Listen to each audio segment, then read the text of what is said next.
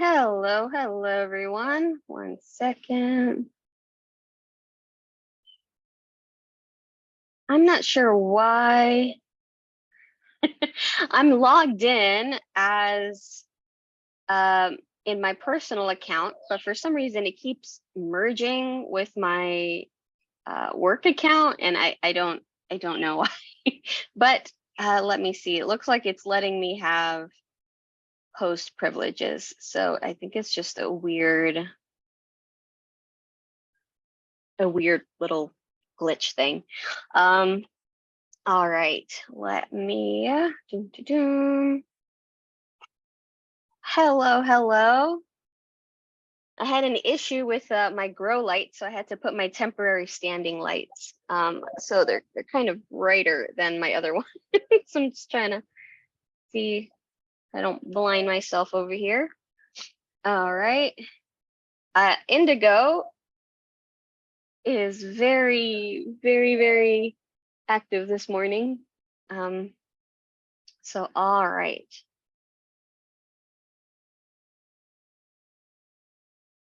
Hello, Deanna. Hello. So good morning, everyone.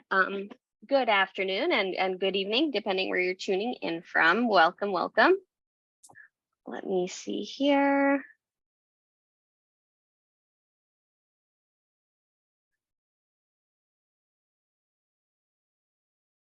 Okay.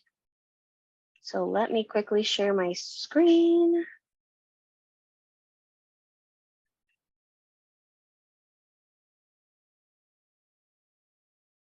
I think it should be this page. Yes.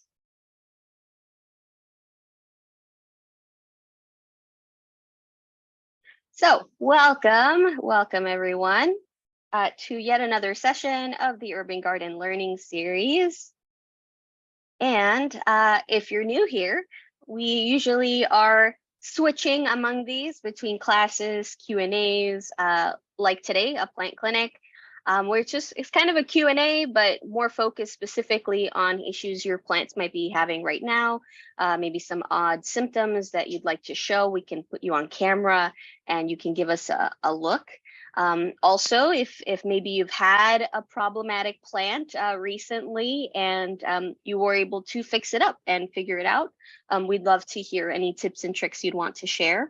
And then with open forums like next week, it's kind of anything goes, anything planty. I can take questions, and folks, if anyone wants to share anything, feel free to let me know, and we can definitely set that up. So no worries about that. Oh, whoops. I thought I took this out. These are some pictures from Costa Rica, sorry. Yeah, so I guess it didn't save any of the other slides. Never mind then. But if you did want to contact me, you can reach out at info@urbangarden.eco. That's just the easiest way at this time. If you prefer Instagram, at urbangarden.eco is always good as well, and the website. And so on the website, I had just fixed a bunch of things on my calendar about 2 weeks ago. And then I got a notice last week that the app that I use for that calendar that's integrated into the website is actually defunct. So it's getting taken down. And so it's no longer responding when I put my event calendar just disappeared off my website. So Brian just helped me just delete the app, and we just have to figure out what other kind of application I can put on the website that I can organize my upcoming events. If you are in New York City, I actually do have a walk coming up the weekend before Valentine's Day, and I have another walk around St. Patrick's Day. So if you are in New York City, I'll be doing 2 walks for Alley Pond Park Environmental Center. So yeah, so let me know, and I'm happy to send over the link. If you are on the Facebook page too, I'll make sure to to post them on there as well, in case anyone would like to join. we have a plumber here, and so Maple is running around. Our cat Maple is running around like a madman right now. He gets weird when someone's over. Yes, meow to you too. I don't know if my headphones picked up that really loud meow, but all right, here we go. Hello, Vermont, and hello, Texas. Hello, hello. All right, so let me stop this share real quick. So feel free to pop any questions in the chat. In the meantime, I did want to show 2 books. So I'm not sure if I showed the first book. I feel like I did, but I'm not sure. Maple has the zoomies. So he is running, he's galloping. That's what he's doing. Hello, he's galloping around. I'm not sure if I showed this book, but I was just rearranging part of my shelf yesterday, and I was like, I don't know if I showed this book, but this is a huge book called Botanicum. Absolutely gorgeous. Welcome to the museum. This publishing the series. They have also a fungus one. They have a bunch of different ones. I do want to get the fungus one. They do mention fungus in here because it was until about the 1950s, 1960s, I believe, that fungi were actually thought to be early plants.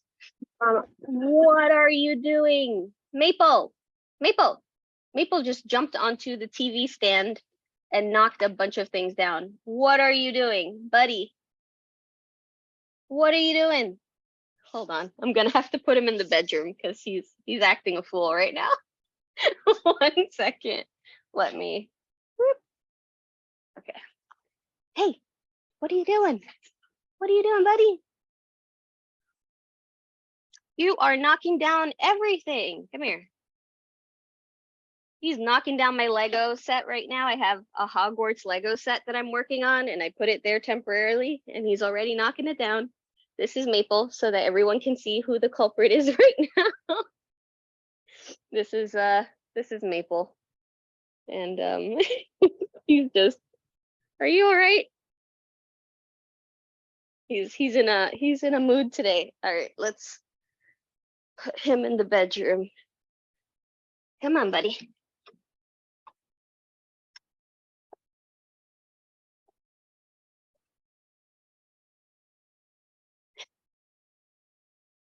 All righty. If anyone who has cats, you understand. Here we go. Yeah, he was literally galloping, like he was just running around, and then he started like doing a ping pong thing, and then he just jumped onto and just to show you what he just did. So I had worked on this over the weekend. It's been like a 2-year thing. I've been slowly building the Hogwarts Lego castle. And he just knocked down, I just built this part this weekend, and he already knocked this down. So I literally just put it on the TV stand in the meantime before I could add it to the rest of the Hogwarts castle. And he already broke. At least it's just this. I just have to stick it back on. But just to show you what I was talking about. So he is just losing his mind right now. I had to lock Maple up because he jumped on there and then he knocked down the tower. Sorry, Brian, it just came out. But yes, Botanicum. So I just want to recommend it. It was on sale on Amazon. So usually the book was like $39, and then they had it on sale for like 21, something like that. I really like these books. They have some big text. It's something that if, especially if you're an educator, it's just so great to have. But like, so here's some photos of algae, ancient algae. And it does also feature fungi. So I actually have some old botany books from the late 1800s and the early 1900s. And it's really funny to read the chapters where they're talking about how fungus are plants and what kind of plants are fungi and all of that jazz. Knowing now, of course, that they're different. But yes, I just wanted to show you these. This is really amazing, and it's just more and more of this. Talks about the different groups of plants, but it's just this giant, oversized, gorgeous book. And so it's totally worth it if you're into this. And I just got this secondhand. So I'm not sure if many know, but I'm a flower essence therapist, and I've been working on creating a course on flower essences. And so I've been gathering books over the last year. And I just got this really, really great resource called the Encyclopedia of Bach Flower Therapy. And if any of you are interested in flower essences, this is an amazing book. So this, in comparison to so many of the other books that I've gotten, I really like how this one is structured. And it definitely does a deep dive into each flower essence, at least the originals that Bach had created. And for those of you who might not know what is a flower essence, so essentially it's more of an energetic type of medicine. You work with the flowers, but it's more for your kind of psychological and emotional health, rather than a physiological reaction. And believe me, I come from a bio background, and when I first started my apprenticeship, I was very skeptical. I was very, very skeptical about it. And I had a beautiful experience with it. It totally changed my outlook. I really thought this was like pseudoscience or something, and it clicked for me. And so I had a really positive experience. And yeah, so I'm going to be putting together a course, and I'm actually, when I'm doing the first iteration of the course, because I'm actually coming out with a few courses, so you're all the first to know. So I'm coming out with a few courses. I've been working on the presentations and everything, so I'm going to start recording soon. But I do want to do a couple kind of trial runs with the material. So I was thinking for the group, for the folks in the Facebook group and the folks that join in on these Monday sessions, I will give you all a kind of access to it if you wanted to kind of be my guinea pigs and check it out and see, if maybe ask questions, of course.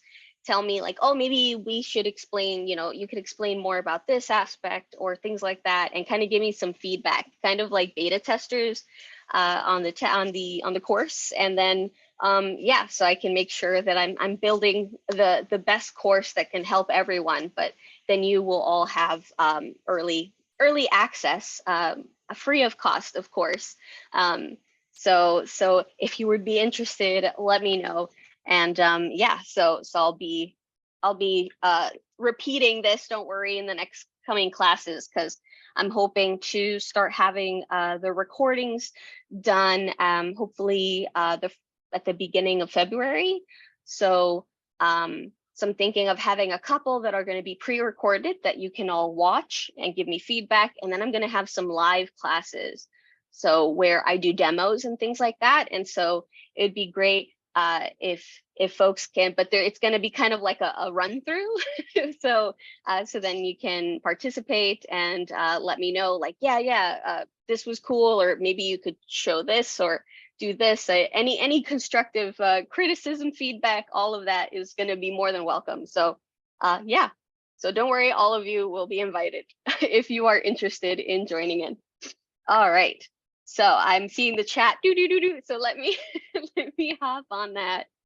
Awesome. Oh, awesome. So there's a bunch of interest. Oh, great. Oh, that is wonderful. Oh, yes. So someone just asked, what is the Bach flower book title again? Yes, it is the Encyclopedia of Bach Flower Therapy. I don't know how to pronounce. Oh, oh! I thought the plumber was talking to me. Sorry. um, by oh gosh, Mathilde Mathilde Schaefer. Unfortunately, I'm not sure, but I do have several other books on Bach flower essences, and I will make a comprehensive list on all the books I have. I actually recently got a book on the integrative kind of version of using Bach flower essences with traditional Chinese medicine, and specifically acupuncture. So I'm learning more about that as well. So I wanted to make sure to kind of share that in the coursework. But yeah, so have all that. So I hope check out the book. There are the Flower Essence Society. They have like a magazine that they also compile all the latest scientific research. It's very big in Spain. There's a lot of kind of the scientific work being done in Spain, and with sufferers of PTSD, veterans. But yeah, so it's a really cool therapy that I feel needs to get shared a little bit more. So so I'm hoping that my course can do that. Let me see. Oh, Sint says, my husband would rather you not show me any books. I told him it's not hoarding if it's books. Oh my gosh. Yes, Sint. And Rosemary says, I will have to try that line. I have the same problem. I'm literally out of space for books and I can't help it. I have, like, I'm just gonna show you real quick. Just it's bad. Sorry, you can hear the plumber hammering in the bathroom right now. But there's so many books. There's even a pile of these are like my giant books that just don't fit on the shelf. There's more, and then there's more. So there's so many books. There's so many books. There's so many books. So yeah, I totally feel ya. Oh, and these that is a new painting that my mom did that I brought from Costa Rica. And then that is another painting. And then that's a painting that we brought back that my mom did in 2019. And so she did these, but I have to get them framed. Right now, they're just the canvas, but I got this one framed with glass. So I want to do that with them too. But in the meantime, I'm putting them up there because I was like, I definitely don't want them to get messed up. And so they're just gonna live up there in the meantime. But yes, someone said it's not hoarding if it's plants either. Yes. So those are my two big vices, are plants and books. Definitely, absolutely. And Anne is asking, are flower essences different from essential oils? Yes, very different. So flower essences, it's more of an energetic medicine. So it's more of taking a flower, you're not adding any extra heat. So it's something where you're putting it into spring water, which is basically like room temperature, or it could be cold, fresh from a spring if you're doing it outside. I mean, you should do it outside regardless. But if you don't have access to a spring or a river nearby that has drinkable water, of course, you can use just like spring water, and then it's placed in the sun for 6 to 8 hours, and yeah, and then so there's no excess extraction happening with the heating of the water. So it's not a tea necessarily, so that when you add kind of heat to the water for that extraction, it kind of actually pulls a lot more of the constituents out, like the plant chemicals. with just kind of room temperature water, it really isn't taking too much, maybe a little bit of some things that are a little water soluble, but not very much. But the belief behind it is that it's more taking kind of an energetic, it's kind of capturing like an energetic type of imprint. And then that water is then combined with some sort of preservative, like a brandy, is the one that's commonly used. And then it's taken in drop form. So you're only taking a couple drops at a time, but it's not something that would interact with medication or anything like that, because there's really barely any plant chemicals in it. You might get the taste of the flower itself, but so it's very, very minimal. It's super, super cool when you learn more about how it works. But with essential oils, that's totally different. That's taking pounds and pounds and pounds of the material. So with the flower essences, you're taking even one flower, a couple flowers. There are actually practitioners that don't even remove the flower from the plant and will actually take the flower, dip it in the water, and with like a little bit of a weight, and then leave it there for a couple hours, and then remove the flower from the water without separating it from the plant, so that they don't harm the plant. So it's a very different process. And then with essential oils, it's pounds and pounds of plant material, sometimes a mix of leaves, flowers, stems, and then that is distilled. So it's heated up and then rapidly cooled. And then what happens is that there's a separation of all the essential oils, all the terpenes at the surface of the water. And then what's left is what is called a hydrosol. And so you're only collecting, basically you're skimming the very top for those essential oils. So while essential oils are great for aromatherapy, it is a very, like the whole process of making it, it's pounds and pounds and pounds to make a couple drops. So it's very unfortunate that that's the case. So when you get your, really expensive bottles of like a lavender, it's pounds, hundreds of pounds of lavender to make that, unfortunately. Now, Anne is also asking, I have struggles with apothos and brown spots.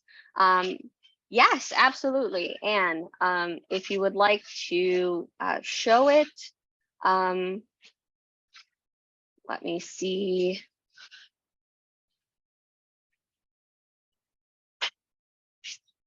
And Brenda also says, have you tried digital books? I have gotten several of the books you have recommended digitally, so I can access them anywhere, and my husband does not know how many I have bought. Yes, I have. I definitely hoard digital books. Definitely. I have 2 drop boxes, and yeah, so I feel you there, and I do, and I have quite a couple that I'm going to recommend. Here we go. Oh, here we go. So, Anne, let's see. All right. So that brown spotting. Okay. So just from looking at it, it looks like a fungal spot. The reason I'm saying that is due to the kind of the aura around it. So you see the brown and then that yellow that kind of is right around it. So that's very common with fungal spots. They kind of looks like they're kind of projecting outward. So it's like yellow around the edge, and sometimes they can get a lot bigger. It could be a fungus. Usually when it's if it's very crispy and maybe it only happened to one leaf or something like that, it could be as a result of maybe it got a little too much sun that day, or the sun was just very intense. But that does look like it could be fungal. Now, bacteria does also have a similar kind of look, but it can get very mushy, kind of a very, very kind of gelatinous feeling. So I'm going to say that it looks very fungal. Is it contagious? It could be, yes. So if it's fungal, it could definitely be contagious. I would isolate the plant just to be safe. If you only have a handful of leaves like that, you could remove them just to see if it continues to progress. Because usually if you do have like a fungal spot, like a brown spot disease or something like that, if it comes into contact with another leaf on itself or a neighboring plant, it can indeed kind of pass that along. What you could do potentially is remove those leaves with the brown spots, and then use if you get baking soda powder. So baking soda, you can use kind of like a paintbrush. You can use your finger too if you wanted to, but a paintbrush does really good job. And you can kind of dip it into that baking soda and kind of brush any leaves that were kind of right in the vicinity. And that actually tends to help a little bit with the pH and might kind of stall the further outbreak of the fungus, if it is a fungus. So yeah, because that's a great home remedy for anyone who might be struggling with fungus, is using baking soda. Now, if it keeps going and and it's a little more aggressive, then you might need like copper or sulfur based fungicide powder that then could be brushed. And sometimes there are some that you can actually dilute in water and then spray on the leaves. But yeah, and being that it's showing through on the backside, I really do think that might be fungal. Yeah, it might be fungal. Now, I would recommend you to check the roots to see if you have any root rot. So just check those roots to see if they're healthy. If you do have any root rot, sometimes that can actually also let you know that the plant itself is starting to, it's being infected by some type of decomposer. The decomposer is only doing its job. So, but it could be a sign of that, because you'd start to see kind of those type of spots, because the plant is has that fungus inside already. If you've ever had if anyone here has ever had really bad root rot, if you even were to cut the plant and you look at the center of it, you'll see like it's kind of, the core is brown, or like a close to brown, kind of like a orangey, yeah, kind of like an orangey brown, like a copper brown, or then a really dark brown, and that's starting to tell you that it's breaking down from the inside. So definitely take a look at your roots just in case, but it looks fungal from the first look. But yeah, so good luck. Please let us know how it's doing.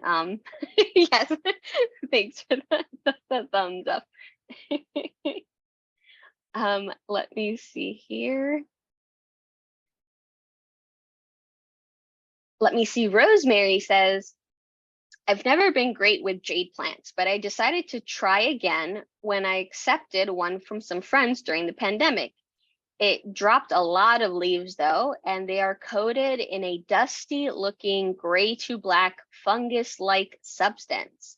Ooh, okay. Yes, so dusty looking gray to black.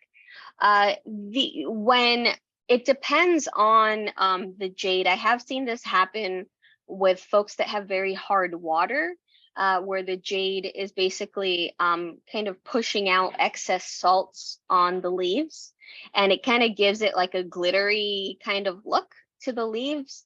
I have seen that happen before. If it was fungus, the leaves would be very squishy. It would be very, very squishy, if that's that's the best word, squishy. But it would be very gelatinous. It would be very kind of soft to the touch. If they're falling off, but looking also very very crispy instead, so they're looking very crispy, it could be something related to the water, but it could also be a slight bit of dehydration.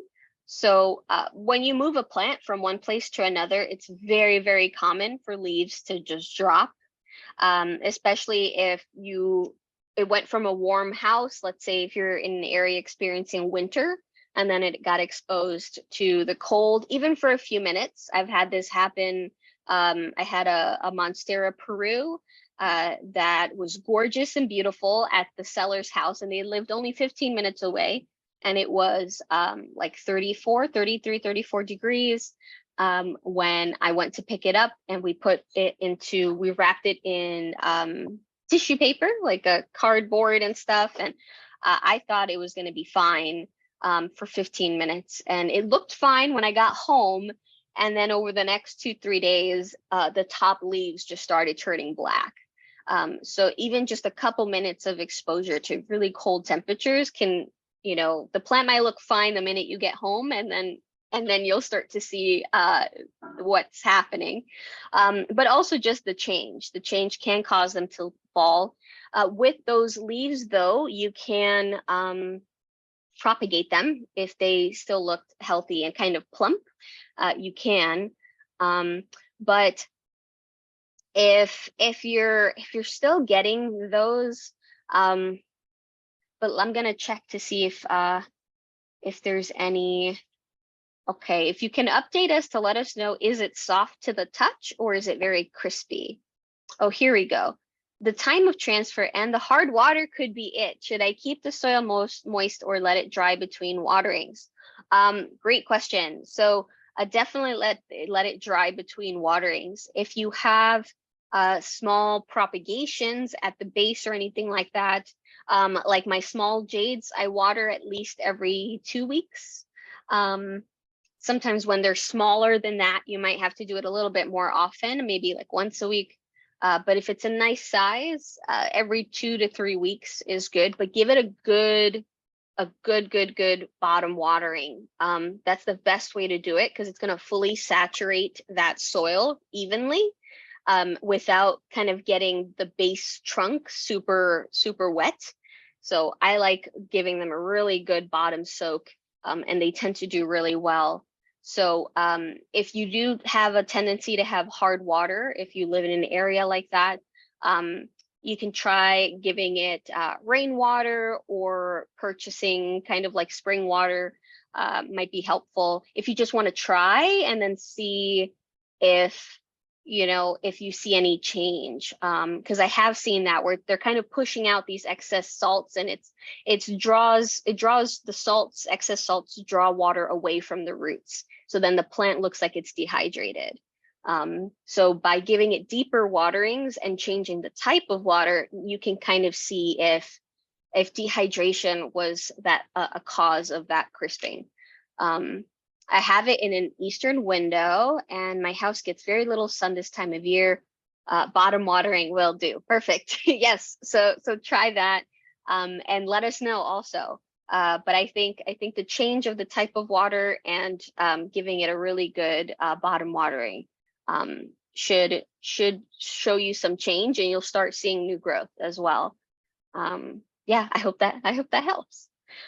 Priscilla, I can't grow plants. What? No, we can all grow plants. Don't worry. I've gone from a green thumb to a deadly touch.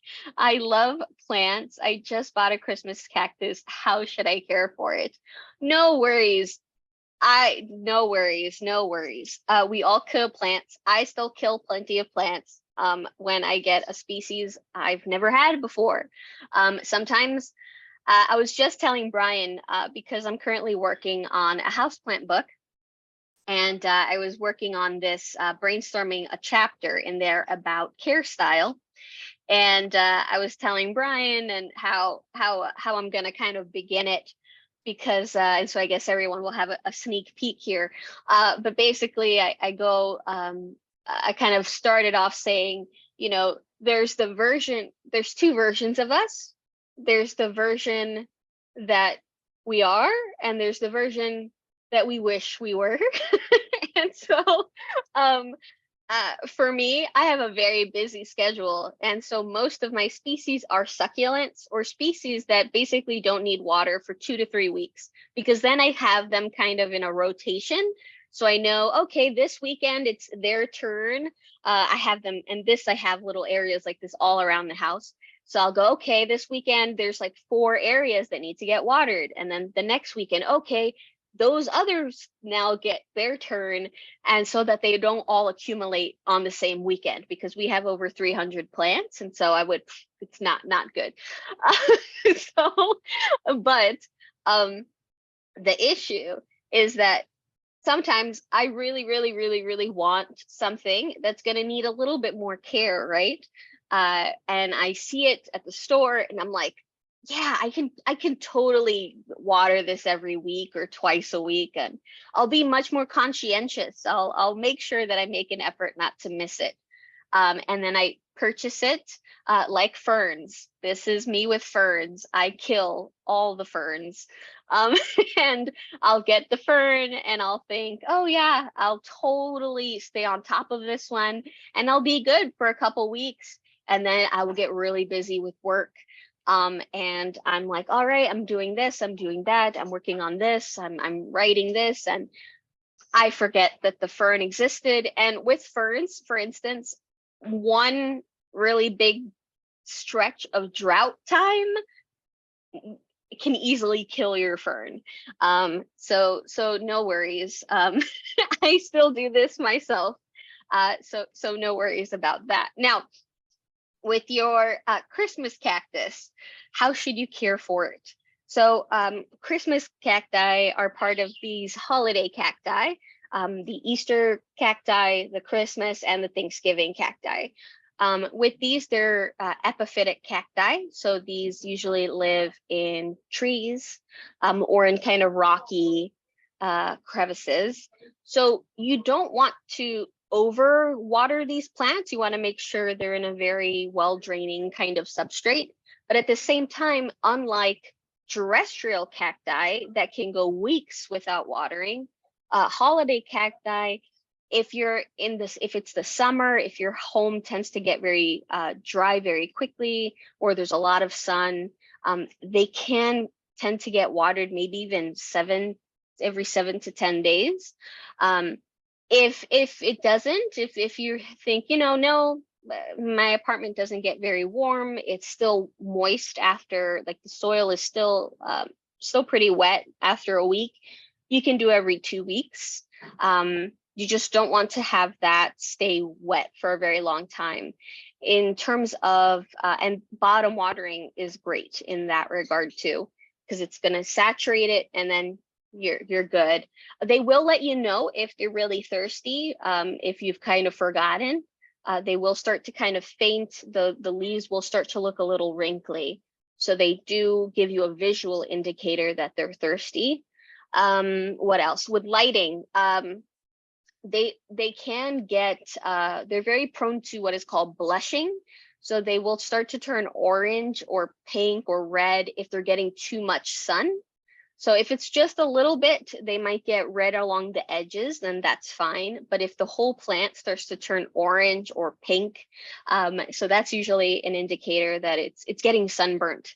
So you can move it away from that window. But an eastern window should be great. A western is okay if you're able to kind of pull it away from the window, or if you have a sheer curtain on in the evenings, because western, it's more like late afternoon, early evening light can be really strong. I have a Christmas cactus on my western window, and I just do that. I just have a sheer curtain there. And southern light might be too strong.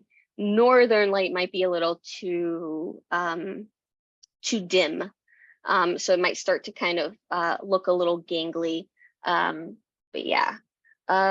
So just a really nice, well-draining mix. You don't really have to repot them that often. They can very well stay in the same pot for years. So you don't have to worry about that. In terms of fertilizing, they would prefer that you didn't really. Maybe during active growing season, a little bit, just a little bit, but definitely don't overdo it. The thing is, they do, so Christmas and Thanksgiving cacti, they get triggered to flower when there's longer periods of darkness. So the sun, so as the winter, right, starts taking over, less sun, more hours of darkness, and also cooler temperatures. So like between 65 and 70, that tends to trigger them to start to flower. So if they are flowering, you don't want to change anything. Just keep them in that area. Don't let them completely dry out. Don't keep them more warm than they were. If it's blooming, kind of like leave it as is. So it'll keep doing that, because if you were to change something during that time, they will drop all their flowers. But Christmas cacti, well, all the holiday cacti are very long-lived cacti. So they're plants that folks can have for over 100 years. And so they're just a really wonderful species to have. So good luck, and please let us know your journey with your Christmas cacti. But I don't think you'll kill it. Don't worry. I think you'll be good. Oh, here we go. So Priscilla says there's a lot of heat in my apartment. I'm optimistic, northeast window, and I'll let it get comfortable where I have it before repotting. Yes, definitely. So yeah, just at least wait at the minimum 2 weeks, but if you can, between 4 to 6 weeks before repotting it, just because if it's getting used to your home, you don't want to give it kind of excess stress. But yeah, they're wonderful. They're wonderful. And if you are going to repot, make sure you add a little bit of extra perlite and like orchid bark to the mix. They really, really like that. So just having that would be very, very helpful. Let me see. Anne is asking, these get more crispy, any hope to save the plant? Oh, are you referring to the pothos? If so, if it's getting more crispy. Oh, yes? Oh, Brian, hold on.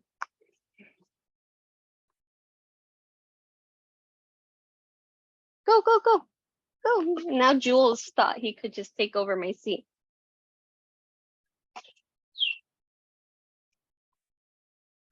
Okay. Any hope in saving the plant for that pothos that has the brown spots? Yeah, I mean, you can definitely, if it is fungal, just kind of removing any affected leaves, kind of watching the other leaves, check those roots just to see. If you end up having a vine that you kind of had to cut a couple of the leaves and you just have the vine left, if they aren't infected inside, you can actually cut that vine and then cut it into sections and kind of start new little pieces of pothos.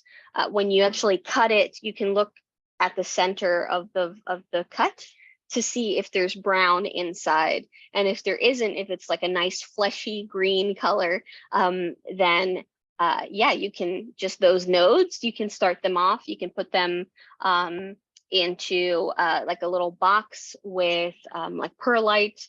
If you wanted to try something like leca, or if you have some leftover sphagnum moss, something like that to start them off, that works really, really well. Oh yes, a propagation box. Yes. So I'll show you. I love that I can show you. Here we go. Do do do.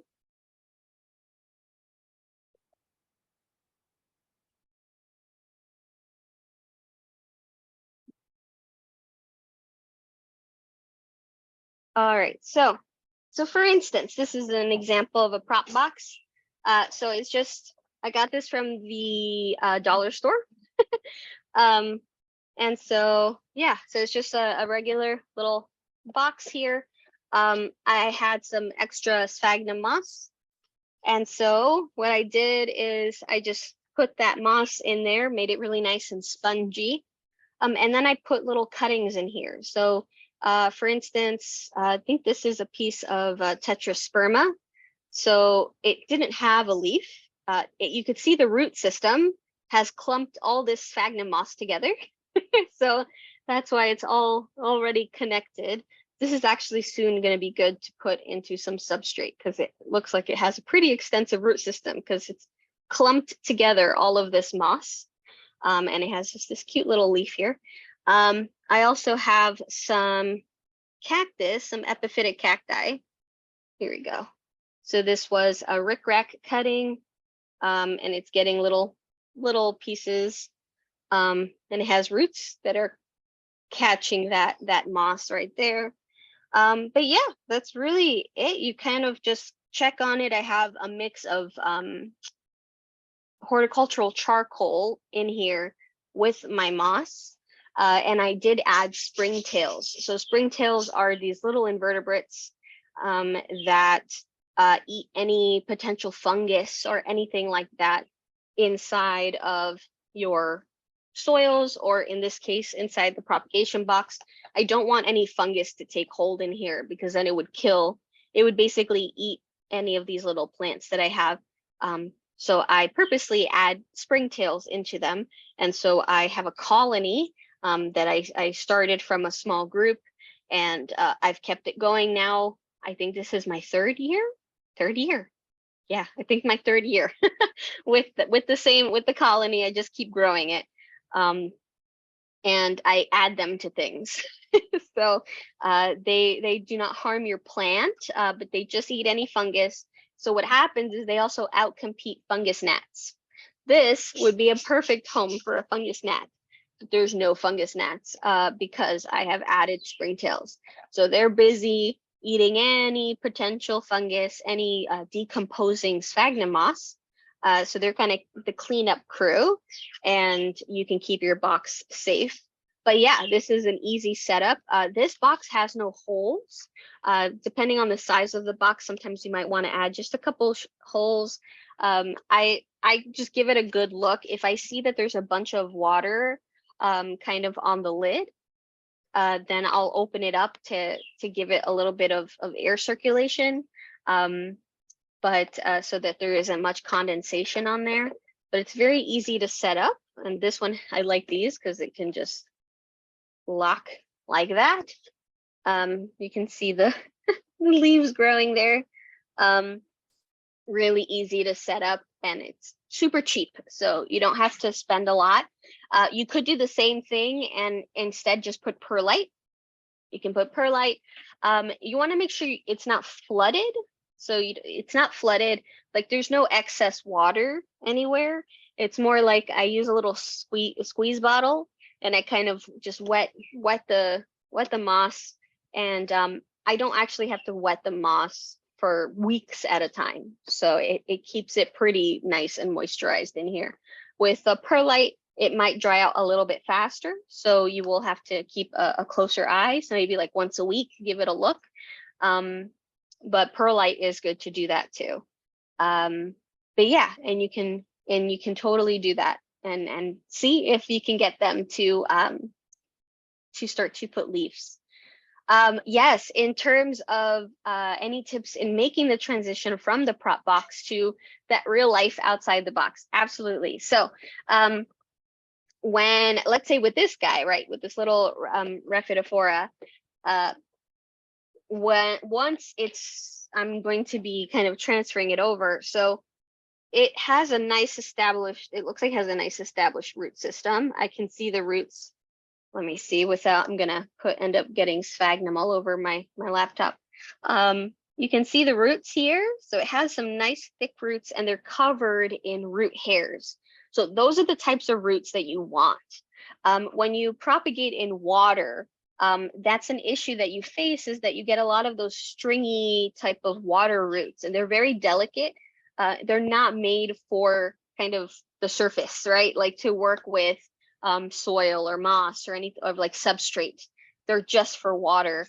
So when you move them into some type of substrate, all those little thin roots, they die. So what you want are those roots that they're thicker and they have these root hairs, and they do come out in the water, but usually it's a bunch of these tiny, thin water roots at first, and then you start getting these thick roots. So if you are doing it in water, wait till you have those thick roots, maybe at least two that are nice size. Don't transfer it if you only have water roots at this time. If you started it in a prop box, this gives you a little step ahead because it's already used to kind of living in this type of substrate. The problem is this is very moist, humid environment, which is perfect for it to develop, but that's not how it is outside. So there is an acclimation period because it's basically experiencing one kind of environment, and you're going to completely change it. So you might lose that leaf. It might start to put out another leaf, and then you might lose the original leaf. You might notice a couple of your roots will dry out. But for something like this, I would then move it into basically a prop box that's more open to the air. I've done that a couple times. With some that I start in sphagnum too, what I do is I do kind of what's like a lasagna. So I make a little cup, and at the bottom, I put my mix. So an aeroid mix in this case with like perlite, lava rock, or leca, which are the little clay balls, a little bit of orchid bark, I put a little bit of succulent soil in there, some worm castings, horticultural charcoal, maybe a little bit of cocoa coir, kind of give that a good mix. And then I add a thin layer of leca, and then I will put a little bit more moss and kind of sandwich it right on top. And so what ends up happening is that I kind of give it a good kind of a good soak with water. And what happens is that those roots start to kind of pierce through the leca. They go through the leca into my substrate, and they start to really populate. And I like using clear cups, like the little plastic cups. And I actually use like a little soldering iron, and I make holes on the bottom of these cups. And so I can actually see in real time as those roots are developing. And I start kind of removing the sphagnum moss and the leca and kind of putting a little bit more of my substrate. So it's kind of like a little transfer process. I've done this successfully for a lot of like my Hoyas, for a couple of my philodendrons, a couple monsteras, and I really like that kind of long. They seem to have thicker roots. They just seem to be a little bit happier. But if you want to do this kind of in a similar type of thing, what you could do is have a prop box that has the mixture at the bottom, your substrate mixture, and then have a little bit of sphagnum moss on top, and then have these on top so that they also pierce through. That's a little bit easier if you'd like to do that. Just make sure you're adding springtails or isopods or something that's going to kind of help with that kind of ecosystem, because the problem is that the moss will lock in moisture. And so if you already have a fungus gnat problem, if you're in winter, you don't really see fungus gnats that much, but if you currently do have a fungus gnats, just be wary if you're doing something like that, because if you're trapping moisture somewhere, then the fungus gnats are going to be very happy about that.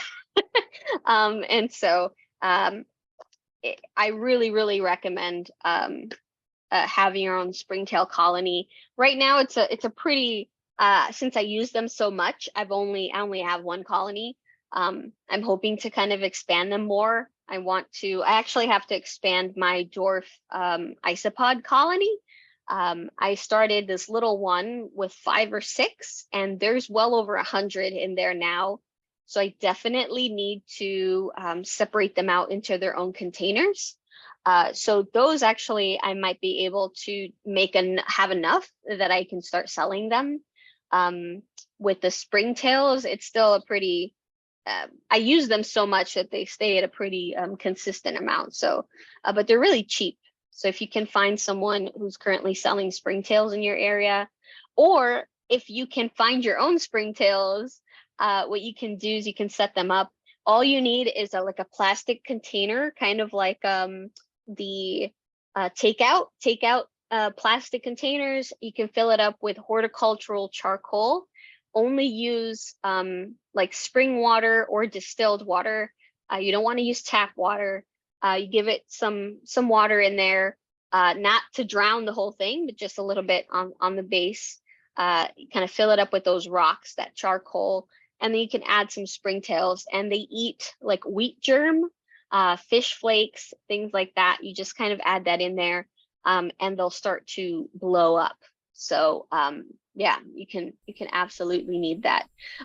Yeah, I need fungus eaters for my pothos. Yes, so springtails are great. So if you have anything, yeah, get them. So yeah, what is a springtail? Yes, let me actually show you.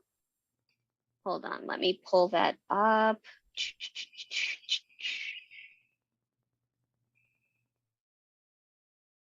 Let's see here. I have so many tabs open. It's ridiculous. Let me, where? Oh, there we go. Exit. And springtail.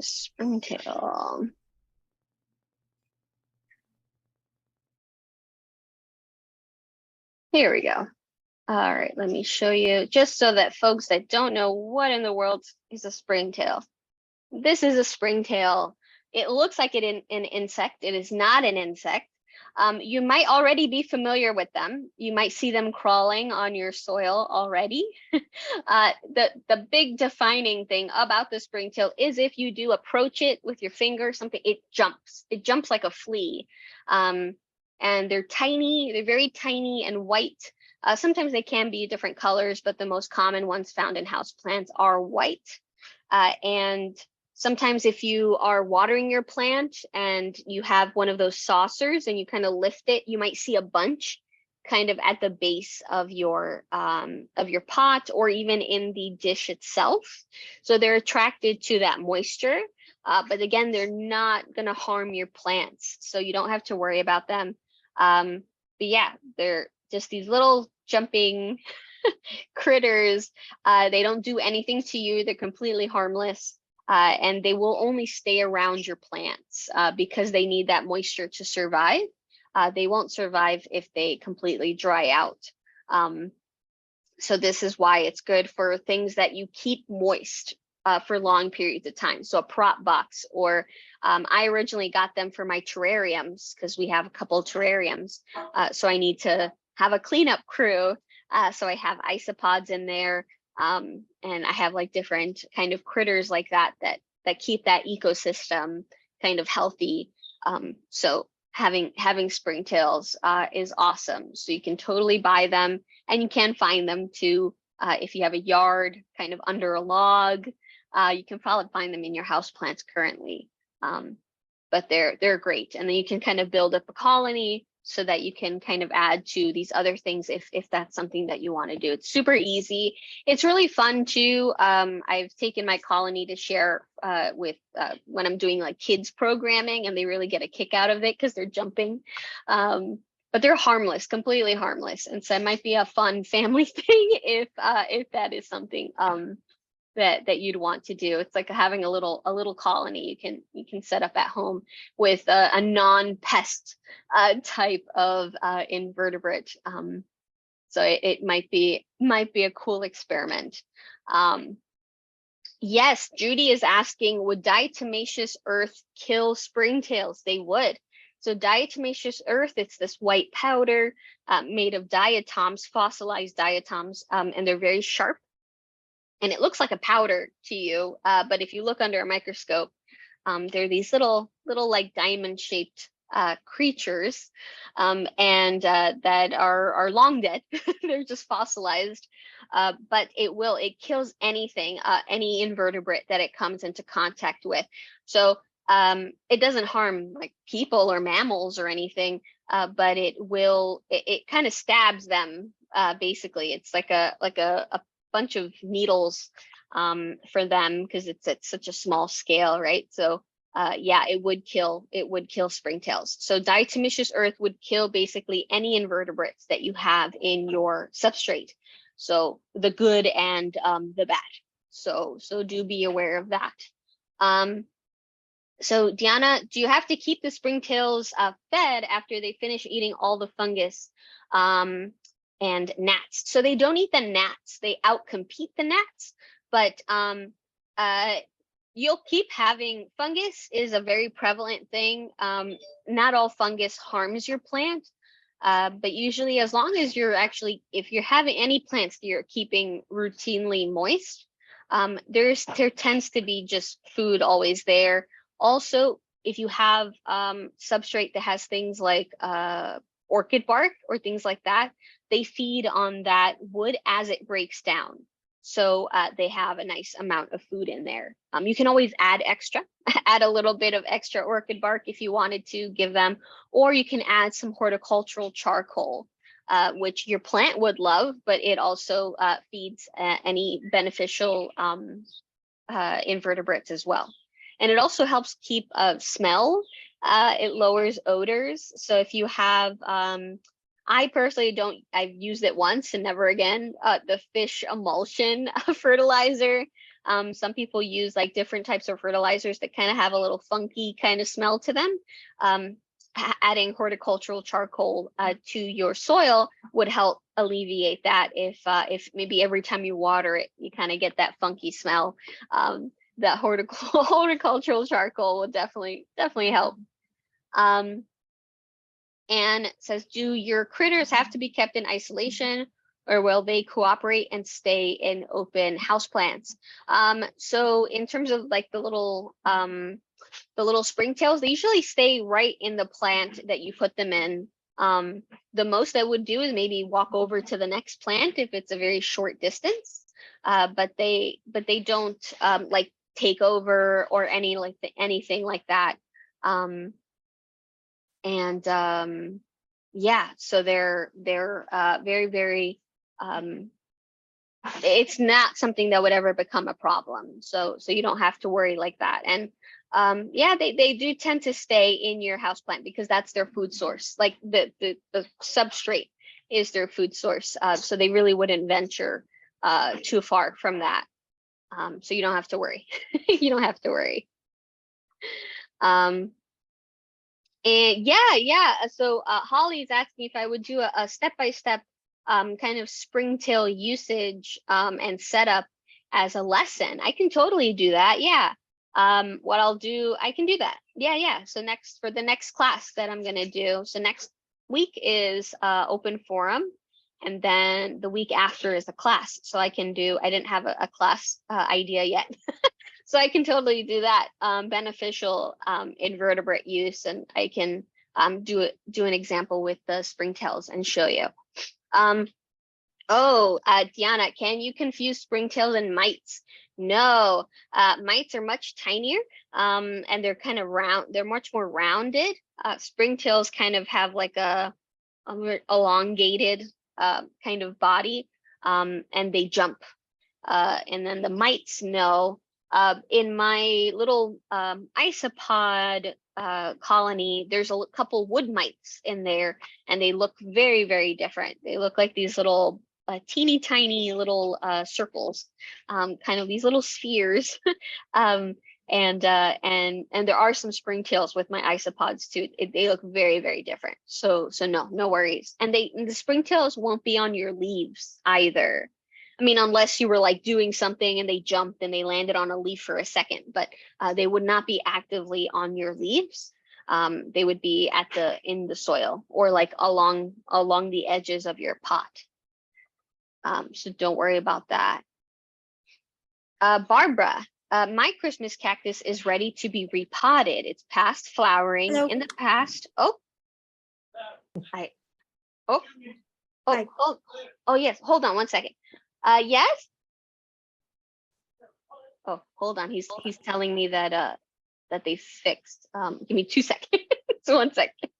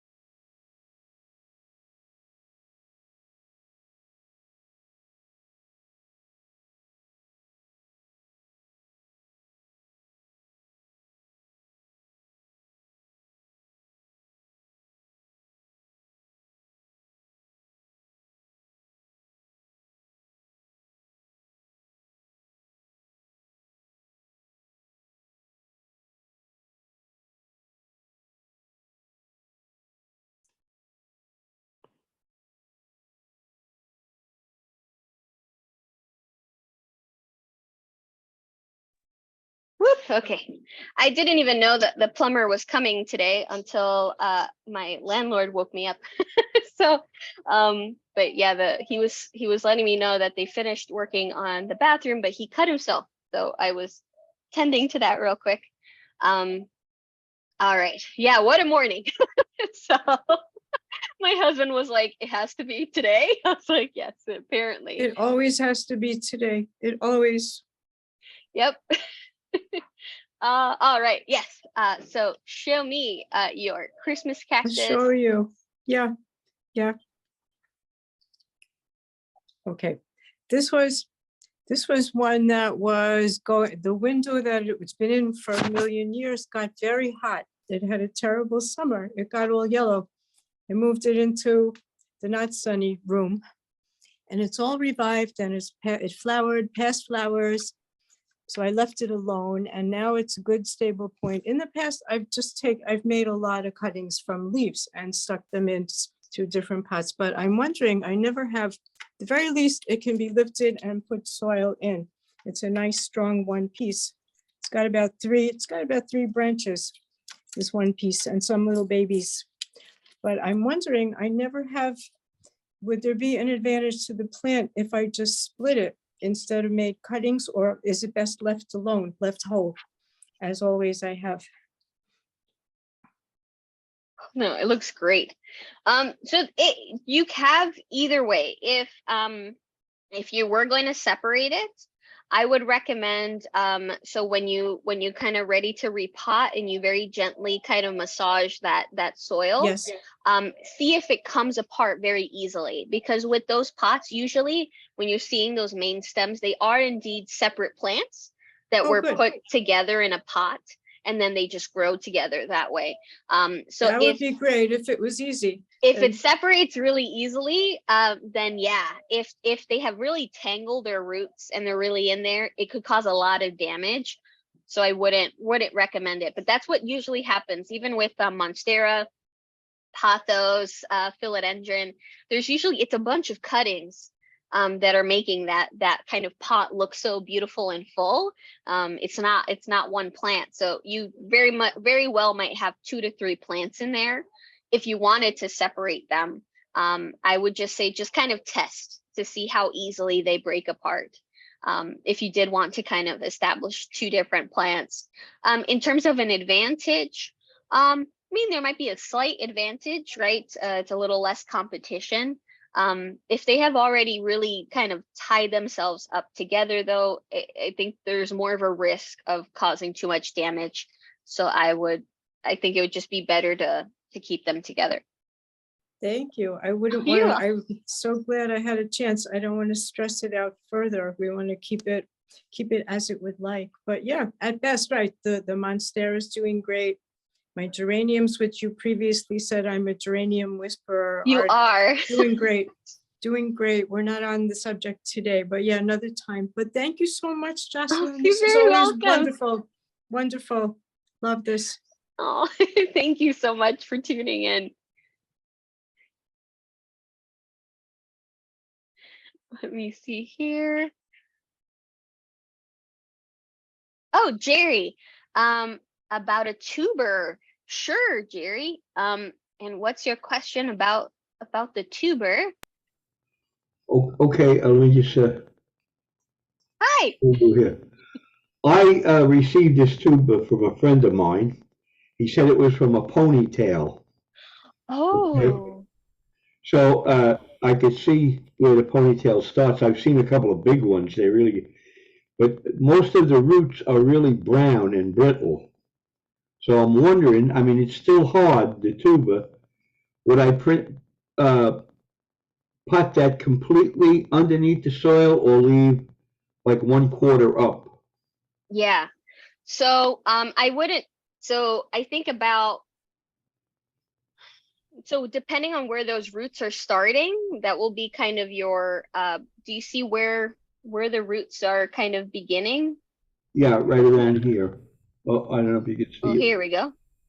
Oh, there we go. So yes. So I would say to any of the brittle roots, I would say to kind of you can kind of rub them with between your fingers and they'll kind of break off really easily.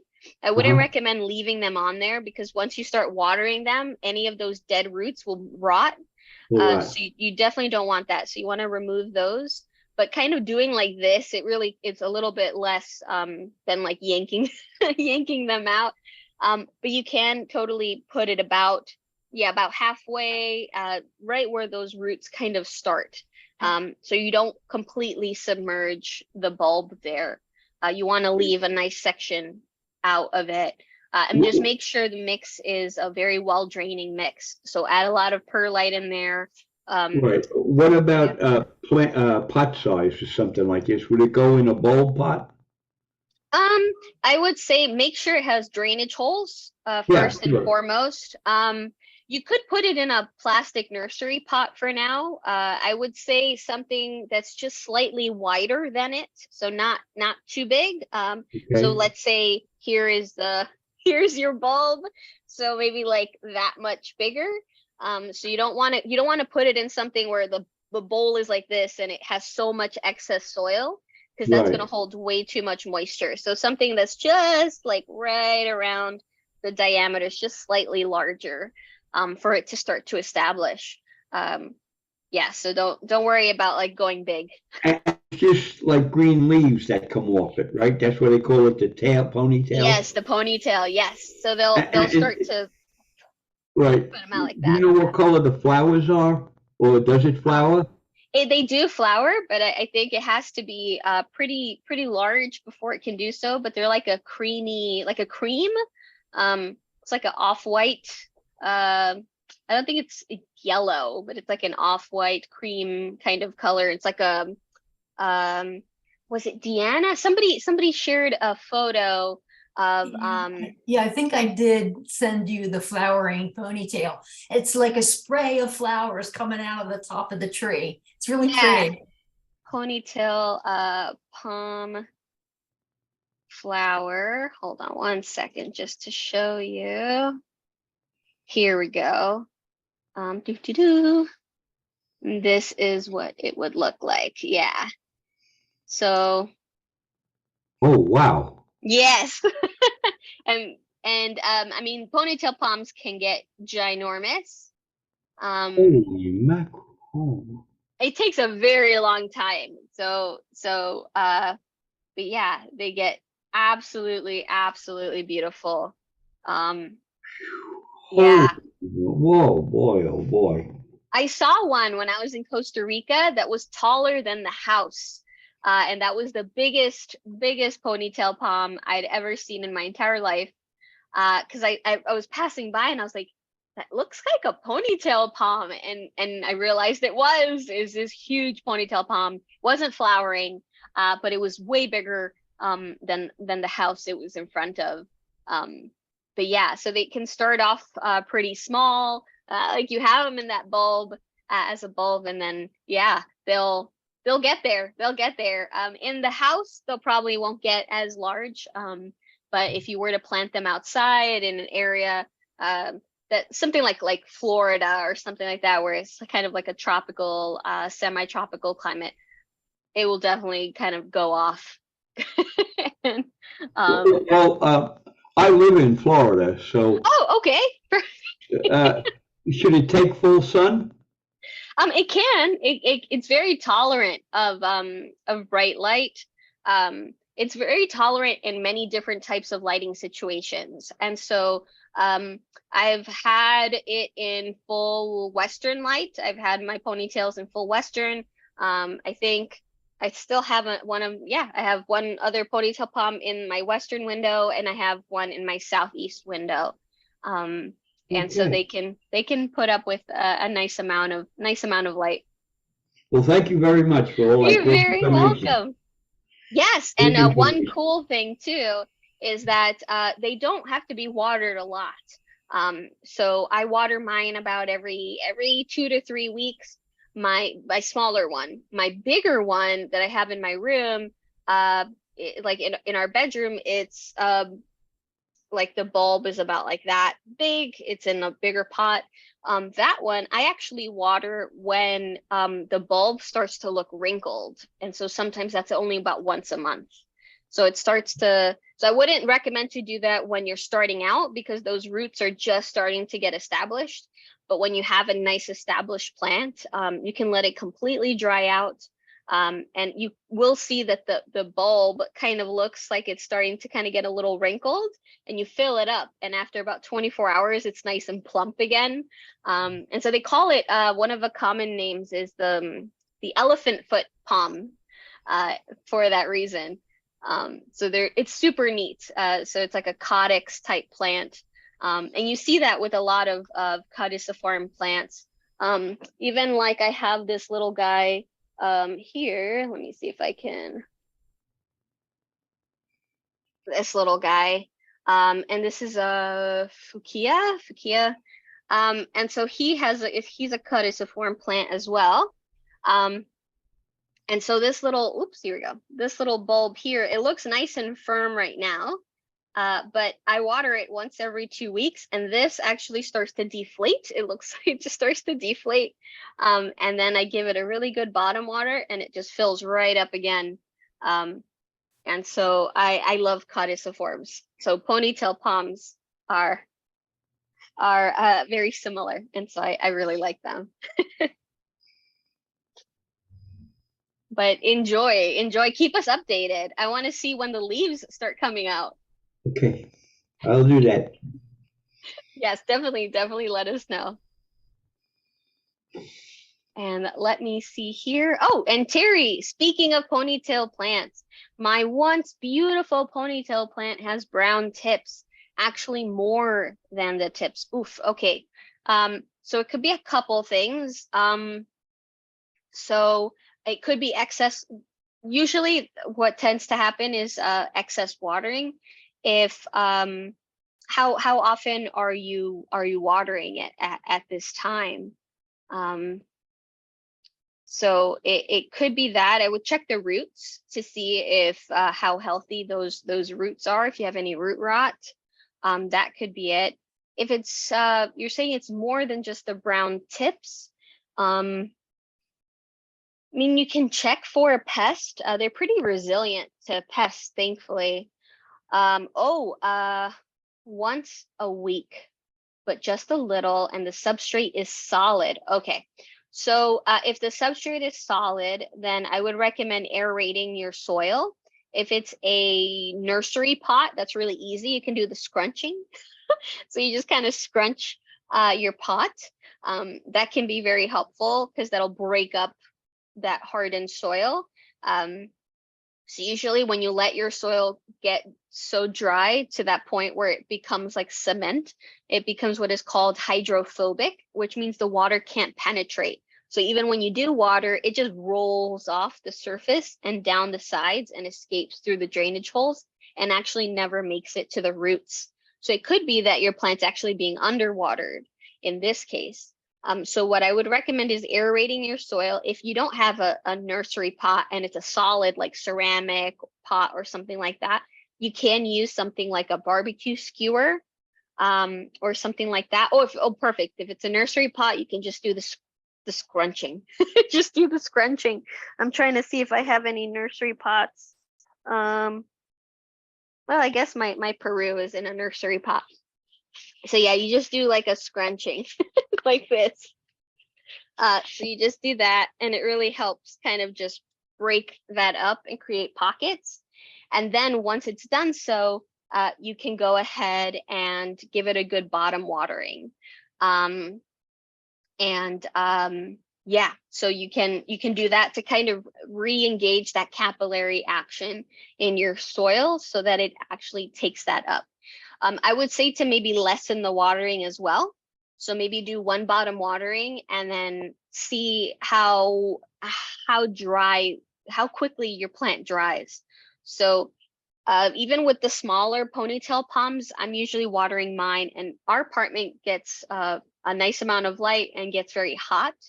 And I'm watering them about every 2 weeks. So if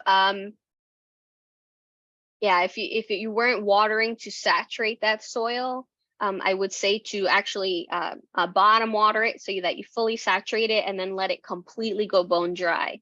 So that might take about 2 weeks, but make sure you break up that soil so that it's not like a cement. Yeah, and that should help, hopefully. So it might actually cause some of those you might lose some of those leaves that are currently crisping. They might fall, and that's fine. And then you'll start to see new growth as well. So it could just be that the water's just not getting to your roots right now. So your plant is dehydrated.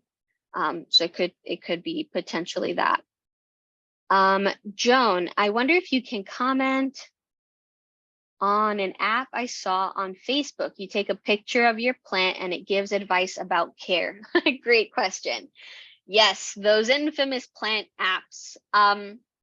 The problem with some of those plant apps is that they can be very misleading. I've seen those ads and where it'll show like a poor monstera, the leaf is yellow, and then you take a picture and it tells you it needs to be fertilized. And then you go ahead and then it says the plant now and the leaf is green. So for one, the leaf, once it turns yellow or it turns brown, it's never going to go back to green. So that's already a lie for the advertisement. Once that leaf is gone, it's gone. And then also it can just be, there's so many things that can cause a leaf to turn yellow. There's so many things that can cause a leaf to get a spot on it, something like that. So being able to actually assess, okay, so what's the situation of the plant? Has it been exposed to a temperature change, to a potential pest, to, it's not always fertilization. And so I keep seeing a lot of those apps, and then it tells people to fertilize your plant. And then the problem is that it could also be a nutritional deficiency. It depends on the plant, right? Some plants prefer certain types of minerals in comparison to others. And then also maybe adding fertilizer to your plant at that time might actually make it worse. So I have a little bit of hesitation with those apps. I like the ones that identify plants. Those are fun. I like seeing those to kind of compare, like, if I got them right. But in terms of the ones that evaluate your plants, in terms of like, why do I have this spot or why is it yellow? Those I'm a little bit hesitant with. I do like the apps that help you keep track of your watering or things like that, that kind of help you keep with your schedule. Those are great, but I have a little bit of hesitation with that. If you're curious, there is a great book. I think it's called What's Wrong with My Plant? I think that's what it's called. And it's a series, but What's Wrong with My Plant? And it's a really nice, like, looks like a little textbook. And what it does is it takes you through kind of a decision tree. So it'll say, my plant has a yellow leaf. And then it gives you a bunch of case scenarios, like, has there been a difference with water? Is it soft? Is it crispy? Like things like that. And it kind of takes you through these chapters to key out your potential problem. So it's like, is the leaf sticky? Things like that. And it helps you kind of figure out what might be wrong with your plant. So I think it's called What is Wrong with My Plant? And that's a great book. And I feel like something like that would be much more towards a more correct answer than the picture, because it can only tell you so much with like a picture. Yeah. so I'm not sure about that. Oh, perfect. And Judy says, I have that book. It's great. Perfect. And then Gabby is saying, if a plant has root rot and it gets removed, does the soil need to be disposed of, or can it be used again? I would, if you're unable to disinfect, decontaminate your soil, which can be done in an oven. You can actually kind of bake your soil to kind of sterilize it. If you can do that, that's great. If you can't, or that sounds like just a hassle for you, you can dispose of it. So if it does have root rot, that means that there was actively like decomposition happening. So that means there were bacteria and potentially fungi as well already at work, because the plant was actively rotting. So they were doing their jobs and starting to decompose. So if you were to add a brand new plant to that same mix, you could potentially be introducing those to the plant. And if it's a very young plant and weak, or maybe has some wounds from like root, damage or anything like that, it could infect the new plant and then end up killing it. So much safer to either dispose of that mix, or if you can, sterilize it. I do not recommend tossing it outside. I actually, two things happened over the weekend, where one, I saw an old high school friend of mine posting on Facebook how she moved, and she felt bad about her house plants, and so she planted them in the forest. Please don't do this. Please don't do this. I understand she had the best intentions, but this is how bacteria, fungi, viruses, invasive plants, this is how all that jazz is introduced to our ecosystems. They're plants that are from completely other places in the world that might not even survive in our forest. But during the time that it might be warm enough, let's say, for that plant, you might already do irreparable damage. You're introducing potential pathogens into the soil, into the ecosystem. You can't take it back. And it can severely damage our like very, very delicate food chains, ecosystems. So please be aware of that. Do not do that. And then I saw a post, it's like it was like reading my mind, a post that came up yesterday, that there was some folks doing restoration of a wetland habitat, and somebody had planted a jade plant. And they pulled it out of the soil, and it was still like root bound with its potting mix. And they had put that into the wetland habitat. And again, it might have been a very well-meaning person. They maybe thought the plant would be happier there. But please keep in mind that that can be very disastrous to the ecosystem. And so don't throw your potting soil, like for your plants, outside. Definitely don't do that, because you then are introducing that to the plants outside. So please keep that in mind. Rosemary, I also have a plant that I'd love to put on camera and see if you can identify. I bought it at a Master Gardener plant sale, labeled as an orchid. I've never gotten it to flower, but it produces new bulbils like crazy.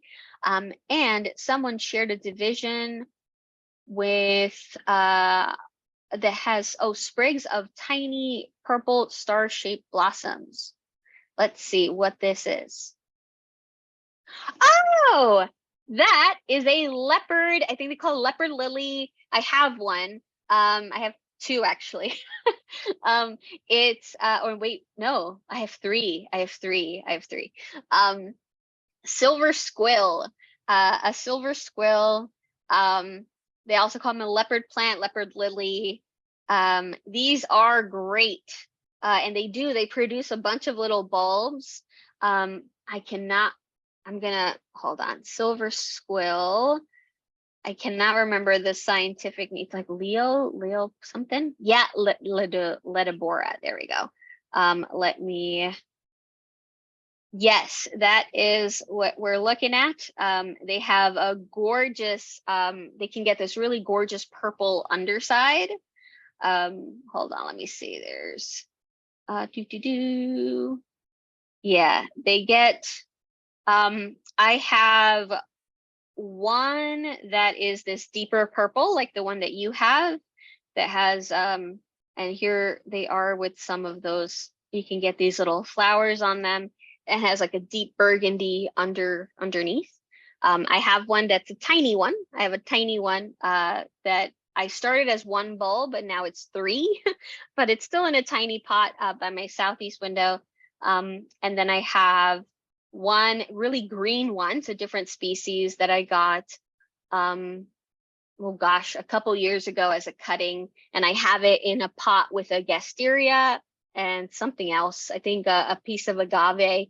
It was like a bunch of little propagations that I put in a pot, and they grew, and I've never separated them. Also in my southeast window in a terracotta, and then I have a big pot of them. But also it's this like light green variety, so not this like really deep colored purple. This one I really love, but I only have that little one. But yes, they are absolutely beautiful. So good luck with that, because they are absolutely wonderful, and they're very easy to take care of. So I let these guys, I think, How do I get it to flower? Oh, yes. Mine flowered, it was during the summer. So my littlest one has not flowered, and I think the other cutting hasn't flowered either, but the big one did flower. And I think it was like around last June, July, it just full of flowers. I'm not sure, I didn't do anything crazy. I had moved it. Do you know what the best light for it would be? Yeah, I would say something like my southeast window was great. When I tried to put in my western window, it was getting burnt. It started getting like it started blushing, but it was not looking good. And I actually lost a bunch of leaves. I thought that it would like that western window. It did not. So once I moved it with the other smaller ones, I put the big one in with the southeast window. It's been great. And then it gave me a full spray of flowers. But they're wonderful. I let the soil completely dry out before I water them again. So I definitely don't let them stay in moist mix. But yeah, no, they're very resilient. So even if you forget about them for a while, they'll bounce back. So no problem. And you come back and pick off all this dry stuff. Yep. And yeah, I see that a lot with my big one. So with the tinier ones, I don't see that leaf drop off, but with the big one, I do.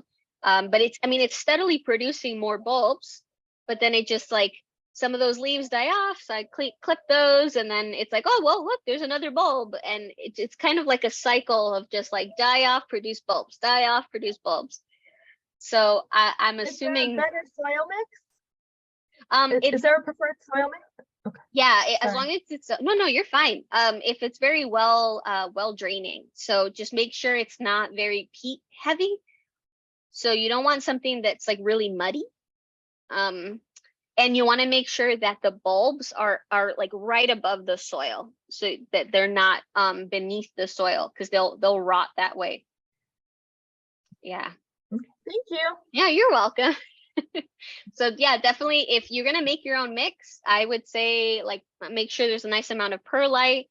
I have a little bit of orchid bark, leca, and mixed with succulent mix, and that's what I use as my base. So that's usually my go-to base with a lot of my succulent like plants. Things like my ponytail palms, my any like bulb like plants, my epiphytics. It tends to be very airy type of mix like that. Yeah, so definitely recommend that. And what do I think about elm dirt? I've never used elm dirt, so I'm not sure. I will have to look them up. I've never used elm dirt. Oh, and Rosemary, thank you so much. It's been years trying to figure that one out. I'm sure we have 4 or 5 pots of it around the house now. Yes, they propagate very, very easily. Very, very easily, can be divided up and keep going. And all right, I have a huge spider plant. Sometimes it gets crispy brown tips. I tend to water it every week, sorry, and stick my finger in the soil. So I try not to overwater it. Could it be the chloramide in our tap water? It could be. So it could be like excess salts in the water if the water is a little bit too hard, or yes, I mean they can be okay with tap water.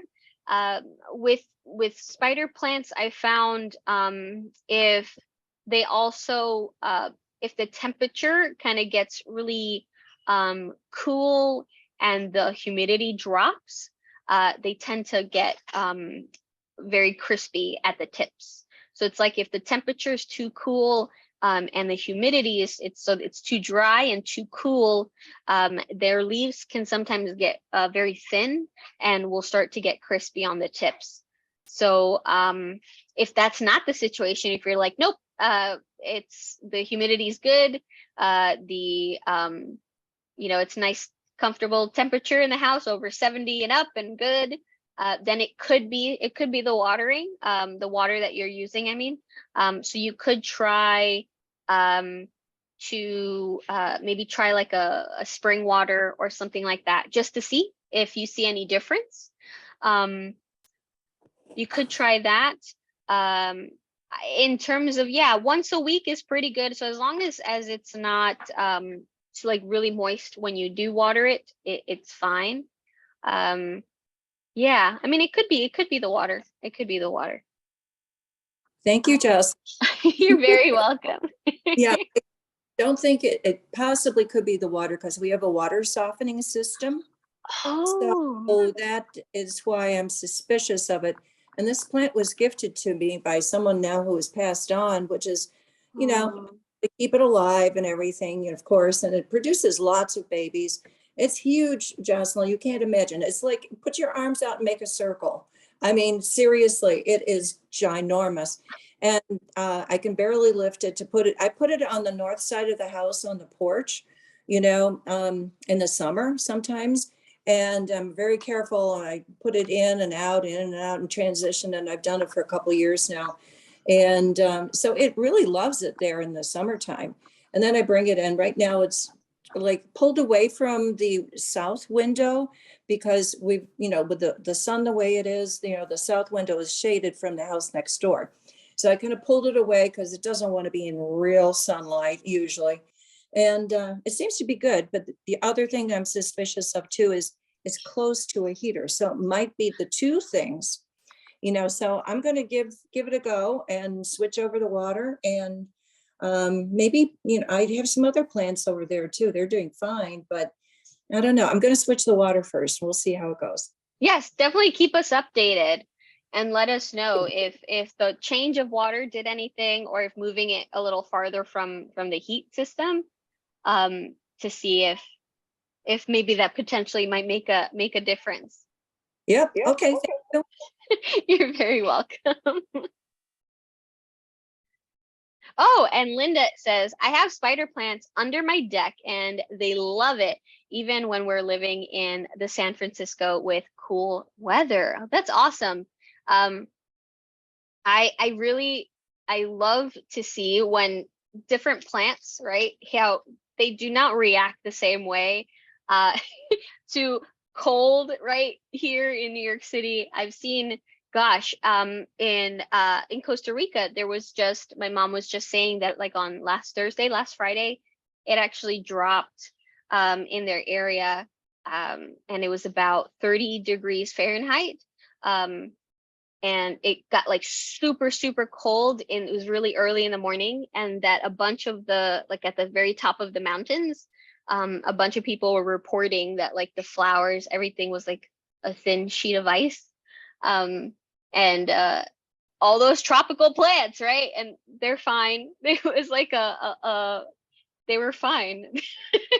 So yeah, some plants are insanely resilient, and you think like my house plant, my house changes just a little percentage of humidity, and the plant's like, this is it, I'm done with this world. And then outside plants, or plants that are kept outside, can be a lot hardier. It's really really cool to see. Let me see here. All right, I think I got everyone. Thank you so much. Thank you so much for tuning in. It's seriously always a joy. Always really fun to connect with you all. Sorry I had the whole plumbing situation going on. I literally did not know about it until after 10 a.m. this morning. And he's just like, hey, so I'm sending the plumber. We had no idea there was anything wrong with our toilet. We actually had a really funny situation on Friday. Brian was taking a shower.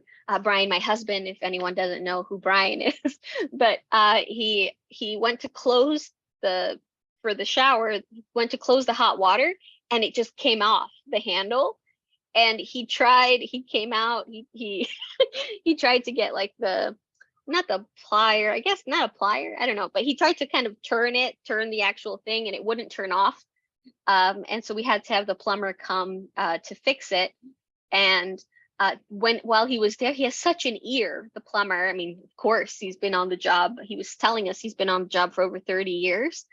And he could hear the toilet, and he was like, is there something wrong with the toilet? And I was like, no. And he's like, it's making a very soft sound. And I said, yeah, it's always done that.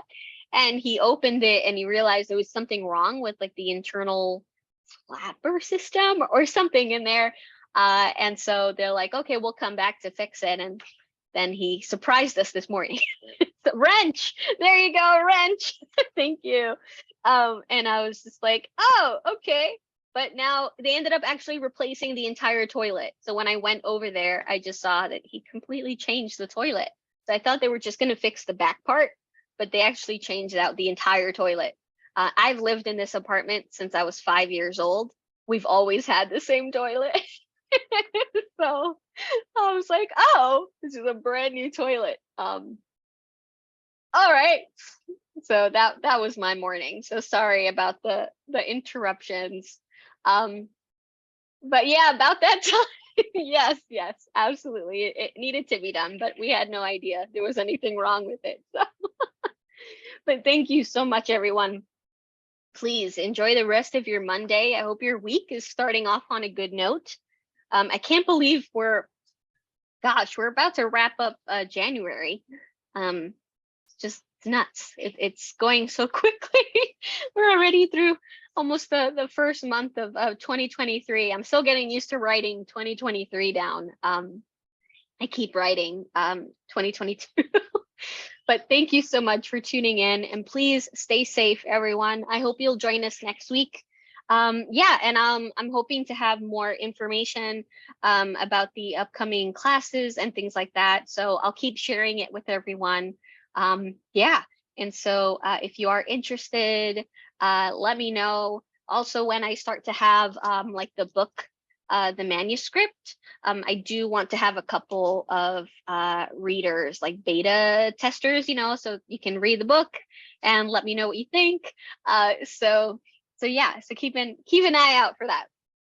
All right. Have a great one, everyone. Please stay safe. Bye for now.